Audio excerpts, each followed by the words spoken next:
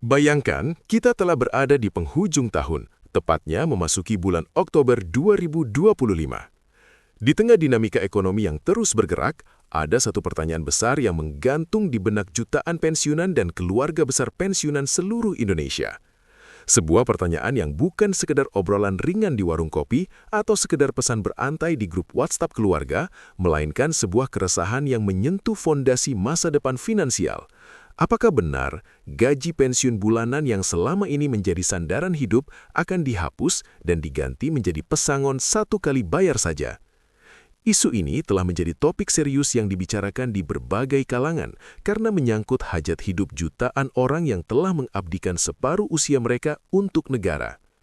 Kekhawatiran ini sangat beralasan. Bagi mayoritas pensiunan, gaji bulanan bukan sekedar angka di buku tabungan. Ia adalah urat nadi untuk memenuhi kebutuhan pokok, biaya kesehatan yang kian mahal, hingga sarana untuk membantu anak dan cucu. Jika sistem ini berubah secara drastis, maka cara para pensiunan mengatur hidup akan berubah total, dan tidak semua orang siap menghadapi lompatan tersebut. Mengapa isu ini bisa muncul dan menyebar begitu cepat laksana api di padang rumput kering? Kita perlu menengok sedikit ke belakang.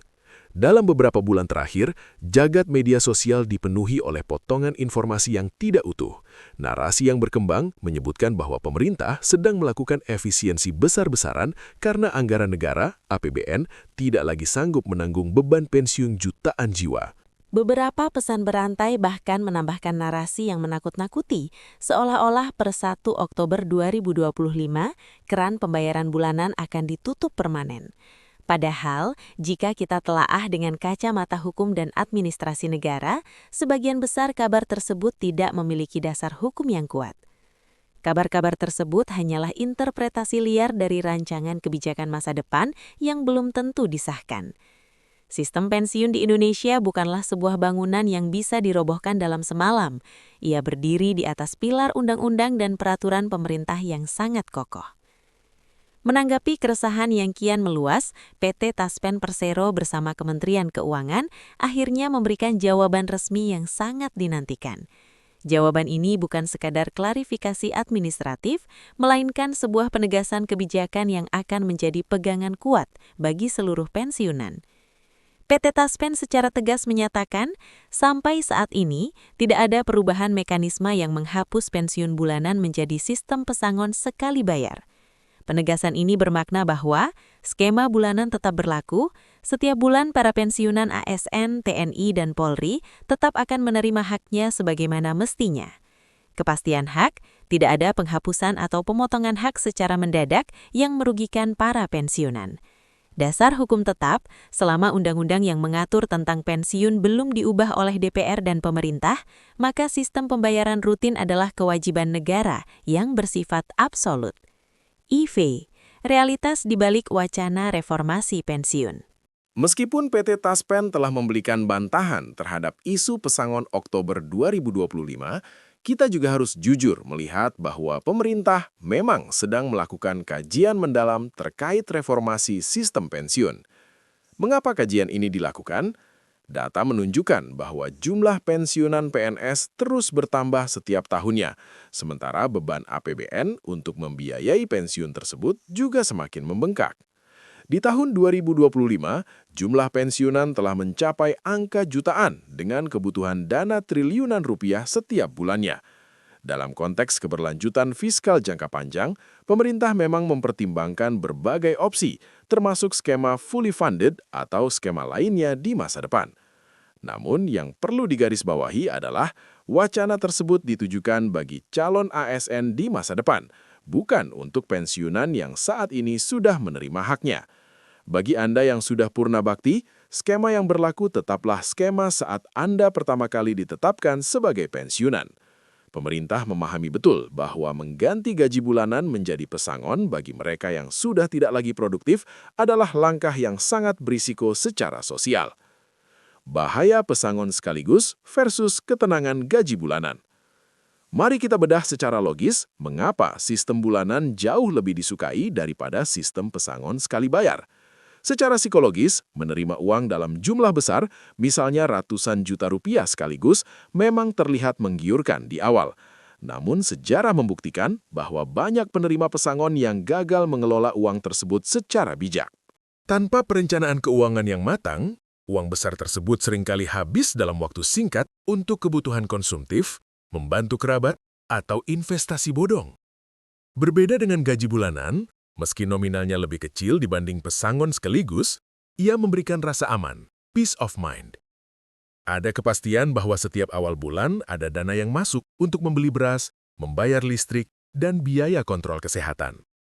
Inilah yang menjadi dasar pertimbangan utama mengapa mayoritas pensiunan menolak sistem pesangon. Negara memahami bahwa pensiunan bukan sekedar soal angka, tapi soal perlindungan hari tua hingga akhir hayat. Kabar gembira, 1 Oktober 2025 bukan pesangon, tapi rapel.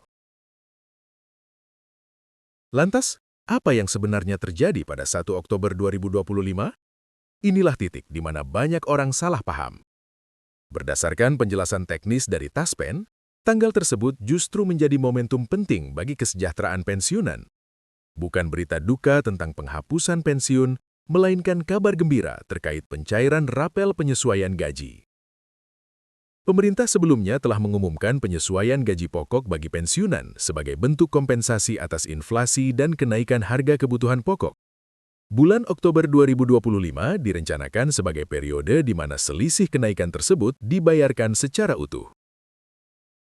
Jadi, alih-alih pemasukan hilang, Bapak dan Ibu justru akan menerima tambahan saldo di rekening berkat penyesuaian ini. Ini adalah bukti nyata bahwa negara tetap hadir untuk melindungi daya beli para pensiunannya, bukan malah memangkas hak-hak mereka. Literasi digital. Mengapa kita mudah percaya hoaks? Pelajaran penting dari riuhnya isu pesangon ini adalah betapa pentingnya literasi informasi.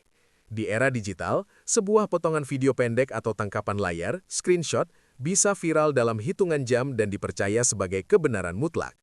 Masyarakat, terutama kelompok usia lanjut, seringkali menjadi sasaran empuk berita hoaks yang berkaitan dengan uang dan masa depan. Kita harus menyadari bahwa setiap perubahan kebijakan besar di negeri ini harus melalui proses yang panjang. Pembahasan di DPR, setiap perubahan skema pensiun memerlukan revisi undang-undang. Sosialisasi publik, pemerintah wajib melakukan sosialisasi minimal 1 hingga 2 tahun sebelum kebijakan berlaku. Masa transisi, kebijakan baru biasanya tidak berlaku surut, artinya tidak akan mengganggu mereka yang sudah pensiun. Oleh karena itu, jika Bapak dan Ibu mendengar kabar yang terdengar mendadak dan mengancam, langkah pertama yang harus dilakukan adalah mengecek kanal resmi PT Taspen atau situs resmi Kementerian Keuangan. Jangan biarkan ketenangan masa tua terganggu oleh informasi yang tidak bertanggung jawab. Upaya Taspen dalam meningkatkan layanan. Alih-alih mengurangi hak, PT Taspen saat ini justru sedang gencar melakukan inovasi layanan. Fokus utama mereka adalah digitalisasi layanan, mempermudah pencairan melalui aplikasi sehingga pensiunan tidak perlu mengantre lama di bank. Otentikasi mandiri, memungkinkan pensiunan melakukan verifikasi wajah melalui ponsel untuk memastikan dana cair tepat waktu. Investasi aman, mengelola dana pensiun di sektor-sektor yang aman dan menguntungkan, sehingga keberlanjutan pembayaran pensiun tetap terjamin tanpa hanya bergantung pada APBN.